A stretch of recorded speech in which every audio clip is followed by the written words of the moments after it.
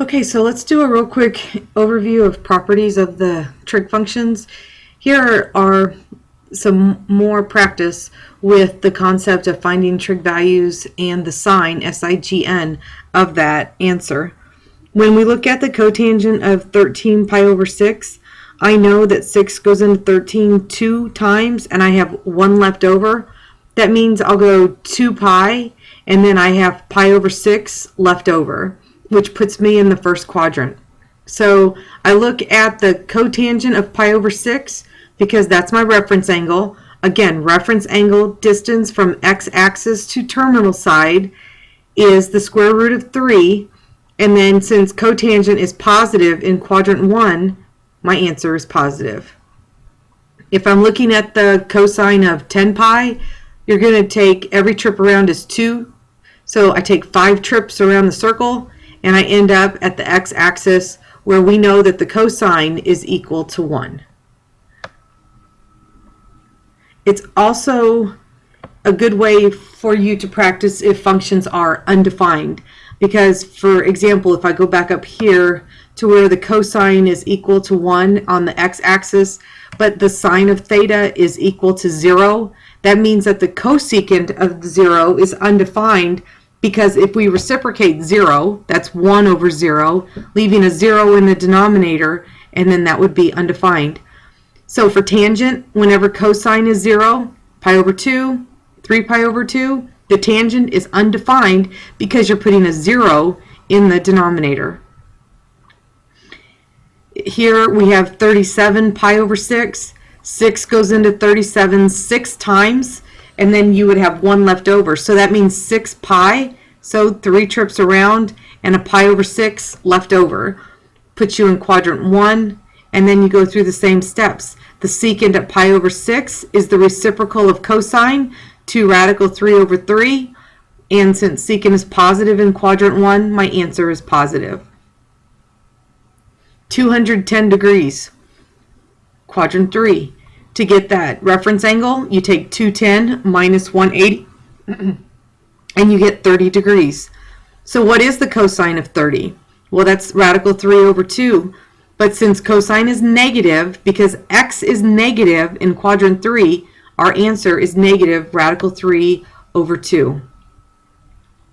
I wanted to look at cases where they would ask you if an angle lies, where an angle lies, if you know. Like in this case, the sine of theta is less than 0, and the sine of theta is less than 0 down here in quadrants 3 and 4.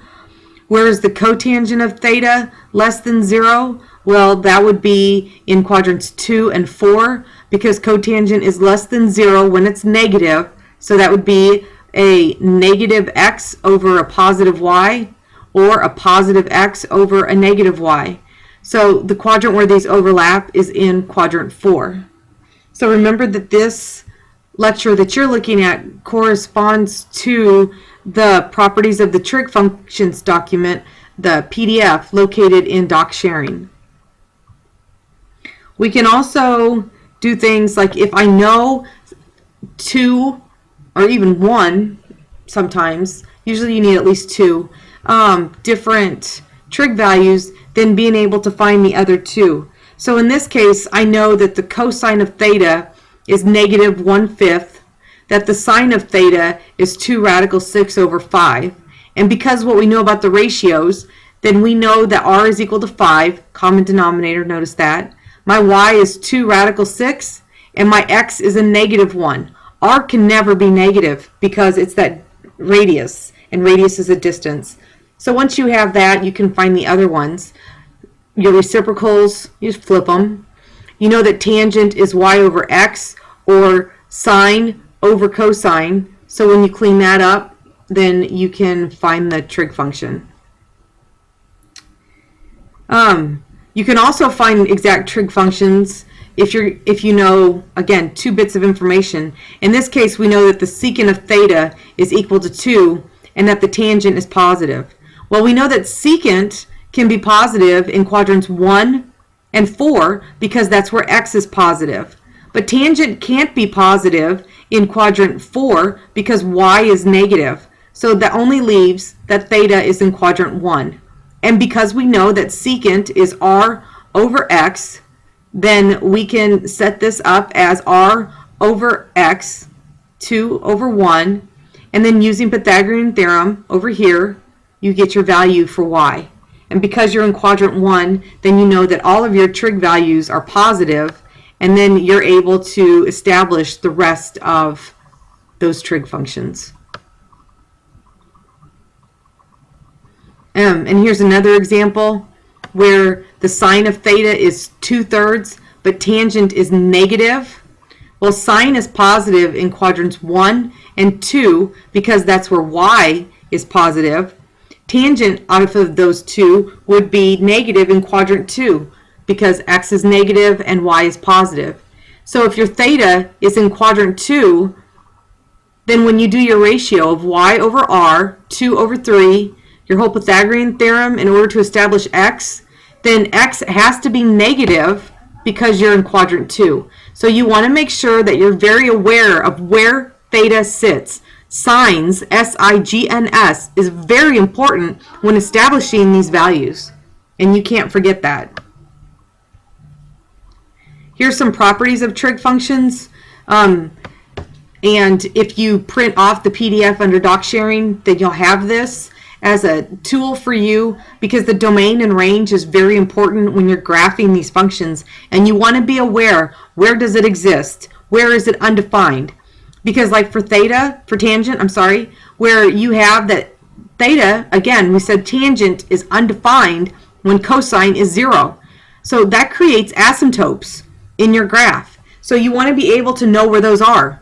Cosecant is going to be undefined where where sine is equal to 0, creates asymptotes. So you want to know where these are. And the more that you work with the functions, the more that you're going to discover this.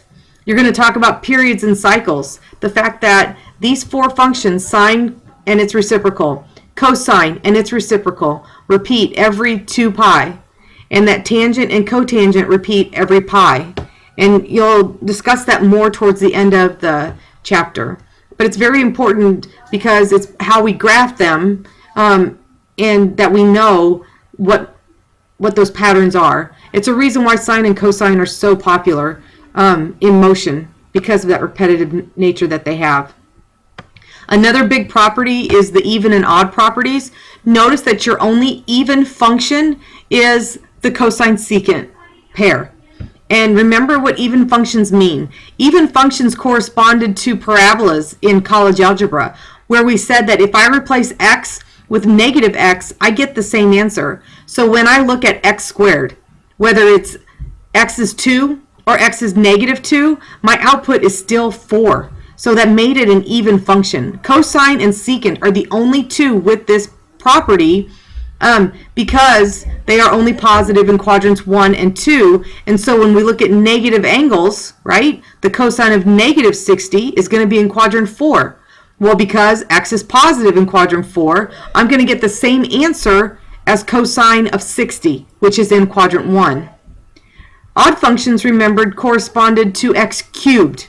So if I put in a negative x, I got the opposite of that value back. So it's hard to remember all of these, right? Like the fact that I have 4 of them as odd functions. So all you really have to remember is that cosine is my only even function. And you know that these reciprocals follow their big brother function. Okay? So if cosine is my only even, then that stands to reason that sine and tangent are going to be my odd functions. And think about how that plays with the y-axis. So when I look at the sine of negative 60, that puts me into quadrant 4, where y is negative. It's going to be the opposite of the sine of 60 in quadrant 1 because that's positive. So that's how those relate to each other. So if you print off the PDF, then I hope that this helps, and we'll see you with the graphing.